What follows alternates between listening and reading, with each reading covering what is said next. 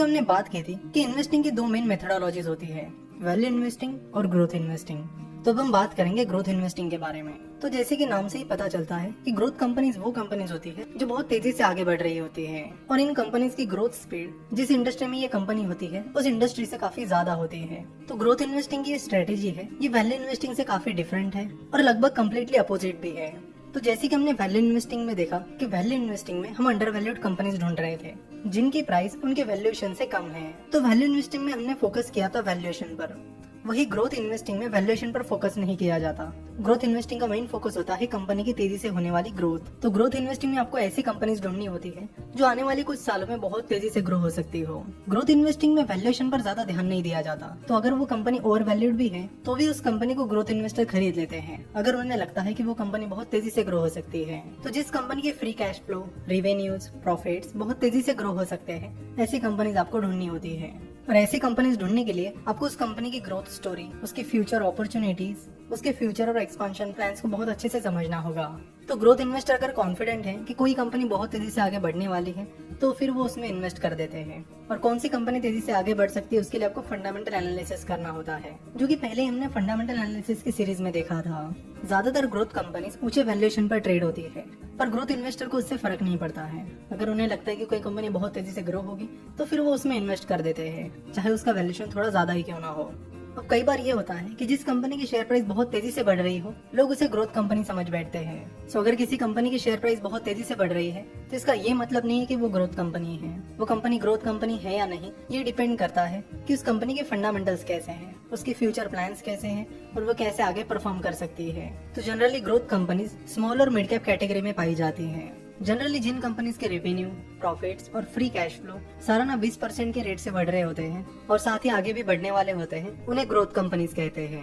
तो चलो growth investing और वैल्यू इन्वेस्टिंग का एक एग्जांपल की मदद से समझते हैं और साथ ही इनके बीच का डिफरेंस भी समझते हैं। तो पहले बात करते हैं वैल्यू इन्वेस्टिंग की। वैल्यू इन्वेस्टिंग में पूरा फोकस होता है वैल्यूएशन पर, उसमें ग्रोथ पर ज्यादा ध्यान नहीं दिया जाता। सो अगर किसी शेयर की प्राइस 80 रुपए है और उसके इंट्रिंसिक वैल्यू 100 रुपए है तो इन्वेस्टर देखेगा कि अच्छा, इस शेयर की प्राइस इसके इंट्रिंसिक वैल्यू से कम है और यहाँ पर 20 रुपए का गैप है जिससे हमें 20 रुपए का प्रॉफिट मिल सकता है। तो अगर वो कंपनी ग्रोथ नहीं दिखाती है तो उसके इंट्रिंसिक वैल्यू 100 रुपए ही रहेगी और उस इन्वेस्टर का मैक्सिमम प्रॉफिट रहेगा 20 रुपए।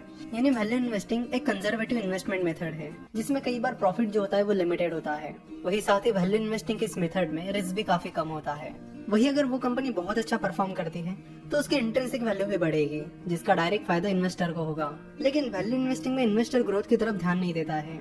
सो अगर कोई इन्वेस्टर वैल्यू इन्वेस्टिंग में ग्रोथ पर भी ध्यान देगा तो उसको काफी अच्छा फायदा हो सकता है। इसके बारे में हम आगे बात करेंगे। अब बात करते हैं ग्रोथ इन्वेस्टिंग की। लेट्स से कि किसी शेयर की प्राइस 120 रुपए है और उसके इंट्रिंसिक वैल्यू 100 रुपए है, यानी यहाँ पर शेयर प्राइस इंट्रिंसिक वैल्यू से ज्यादा है। तो वैल्यू इन्वेस्टिंग के अनुसार ये स्टॉक और वैल्यूड होगा। लेकिन ग्रोथ इन्वेस्टर वैल्यूएशन पर ज्यादा फोकस नहीं करता है, उसका ज्यादातर फोकस कंपनी की ग्रोथ पर रहता है। तो यहाँ पर कंपनी की शेयर प्राइस कंपनी के इंट्रिंसिक वैल्यू से 20 रुपए से ज्यादा है, पर अगर वो बिजनेस लगातार बहुत अच्छा परफॉर्म करता है और बहुत तेजी से आगे बढ़ता है तो उसकी इंट्रिंसिक वैल्यू भी तेजी से बढ़ेगी और जल्दी उसकी शेयर प्राइस के ऊपर चली जाएगी। तो इस तरह ग्रोथ इन्वेस्टर कंपनी की ग्रोथ पर फोकस करता है। अगर आप इन्फो एज का पिछले 5-6 सालों का फ्री कैश फ्लो देखोगे तो वो काफी तेजी से बढ़ा है। साथ ही अगर आप इन्फो एज का पिछले 5-6 साल का रेवेन्यू और प्रॉफिट देखोगे तो वो भी अच्छी खासी स्पीड से बढ़े हैं। तो इन्फो एज का डिटेल फंडामेंटल एनालिसिस करने के बाद अगर आपको लगता है कि इन्फो एज आने वाले सालों में भी इसी तरह की ग्रोथ दिखा सकता है तो इन्फो एज एक ग्रोथ स्टॉक माना जाएगा। अगर आप बंधन बैंक का पिछले 4-5 सालों का एनालिसिस करोगे तो आपको पता चलेगा कि बंधन बैंक काफी तेजी से बढ़ी है। सो अगर आपको लगता है कि बंधन बैंक आगे भी इसी स्पीड से बढ़ेगी तो बंधन बैंक एक ग्रोथ स्टॉक कहलाएगी, चाहे वो वैल्यू इन्वेस्टिंग हो या फिर ग्रोथ इन्वेस्टिंग।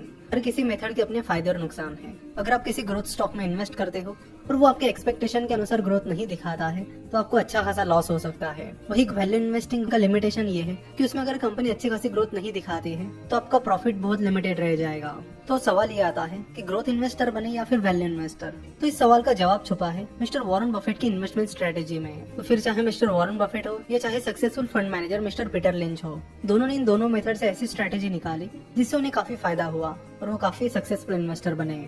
उन्होंने सिंपली ग्रोथ इन्वेस्टिंग और वैल्यू इन्वेस्टिंग को मिक्स कर दिया और ग्रोथ इन्वेस्टिंग और वैल्यू इन्वेस्टिंग को मिक्स करके अपनी एक स्ट्रेटेजी बनाई।